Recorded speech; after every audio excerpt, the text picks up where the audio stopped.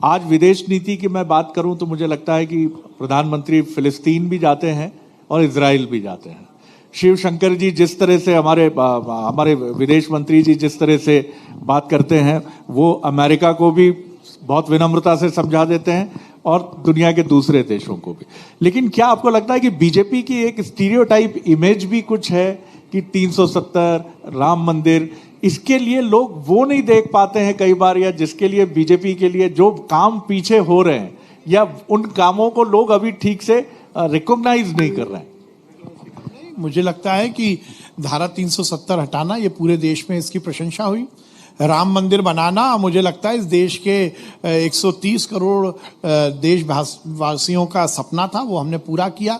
Triple तलाक एक बड़ी कुरीति थी, उसको माननीय मोदी जी ने समाप्त किया, और ये तो हमें दिख रहा है। उसके अलावा जैसा आपने कहा विदेश नीति, देखिए पहली बार आप देखिए कि कोई देश का प्रधानमंत्री जो इजराइल गया, क्यों नहीं गया? हम 70 साल तक इस पर हम विचार नहीं करेंगे। वो इजराइल जो हमें मदद करता है, पर कोई एक दूसरा देश जो हमसे तुष्टीकरण के कारण नाराज हो जाएगा, इसलिए हम इजराइल जैसे दोस्त के यहाँ ना जाए। और देखिए, मैं फिर कहना चाहता हूं, एक आपने बहुत अच्छी बात की है, इस देश में बहुत सारे प्रधानमंत्री हुए और उनका अंतर्राष्ट्रीय स्तर पर क्या सम्मान हुआ ये भी हमने देखा है।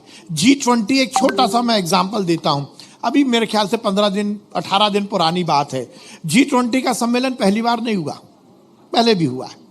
G20 के सम्मेलन में पहली बार इस देश का प्रधानमंत्री नहीं गया, पहले भी गए, पर इस देश का प्रधानमंत्री G20 के सम्मेलन में जाता था तो वो आखिरी कुर्सी पर वहां बैठता था जिसमें कैमरे का और मोबाइल के कैमरे का फोकस ही नहीं हो पाता था। आज हमारा प्रधानमंत्री खड़ा होता है तो इस देश के प्रधानमंत्री से मिलने अमेरिका का राष्ट्रपति आता है, खुद आता है। ये कोई छोटा मोटा मामला नहीं है। मुझे लगता है कि निश्चित रूप से भारतीय जनता पार्टी की सरकार ने बहुत कुछ काम किया है, हमारे कोर इश्यूज पर हमने काम किया है और वो उसकी सफलता भी हमें मिल रही है। धारा 370 हटने के बाद देखिए आतंकवादी गतिविधियां खत्म हुई है, सर्जिकल स्ट्राइक हो, एयर स्ट्राइक हो, निश्चित रूप से देश में बहुत काम हुआ है।